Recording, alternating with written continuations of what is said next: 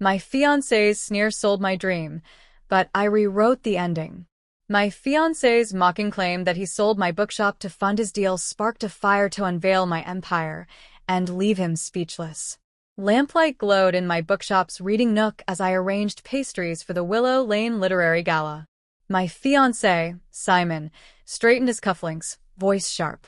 "I sold your dusty little shop for $75,000, he announced. His partner, Clara, cheered, calling it savvy. He smirked at me.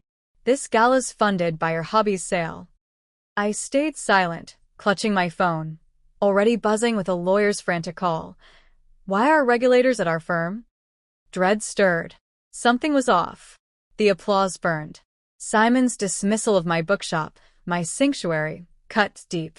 At 55, I was Nora Fielding, a widow who'd built a legacy from ink and grit. 5 years with Simon taught me to shrink in his spotlight. That morning, I'd brewed his espresso, double shot, no foam, while he ignored my greeting, checking market alerts. Clara called, dictating gala plans as if I were a caterer. "Tell Nora no cheap wine," she'd said, scorning my curated vintages. Their circle always diminished me, my job, my taste, my quiet strength. I'd grown up in a village prizing perseverance.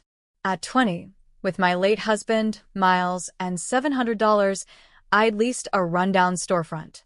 Miles shelved books. I sold poetry chapbooks and tutored. After his death in a workshop fire, I raised our daughter, Lila, alone, expanding the bookshop with loans and late nights. The shop, Willow Pages, was my heart. I'd funded Simon's venture capital license, believing in our future. Lila, a librarian, brought joy. But Clara, a 37-year-old investor with a cold smile, swayed Simon, eyeing my shop like a deal. Clara rearranged my displays, swapping rare editions for bestsellers.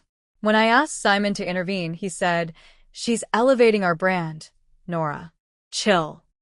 She hosted loud events, her clients mocking my shelves.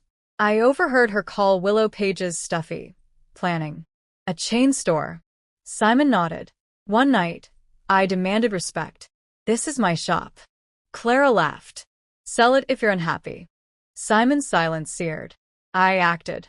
While they scouted investors, I hired a lawyer, Ms. Holt, for $250 to secure my deeds.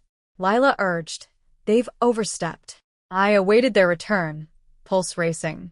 At midnight, Simon pounded the shop's door. "Nora, open up." "This is absurd." Clara shouted. "Childish." I replied, "Respect my shop or stay out." Next day, Simon texted from a hotel. "We need access." I said, "Apologize first." He balked. "Clara's my priority." By Monday, Lila heard Clara slandering me as jealous. Ms. Holt confirmed the shop's literary trust status, tied to my grants. I revoked Simon's access to my accounts. Wednesday, he arrived worn. "I'm sorry for sidelining you. Can we return?" I asked, "Where's Clara?" He admitted she refused to apologize, blaming me. Istud firm. Respect is my line. He nodded, humbled. "I'll talk to her." Days later, Clara called, voice soft. "Nora, I was wrong to dismiss your shop." I felt outshined. Her honesty startled me. "Come alone," I said.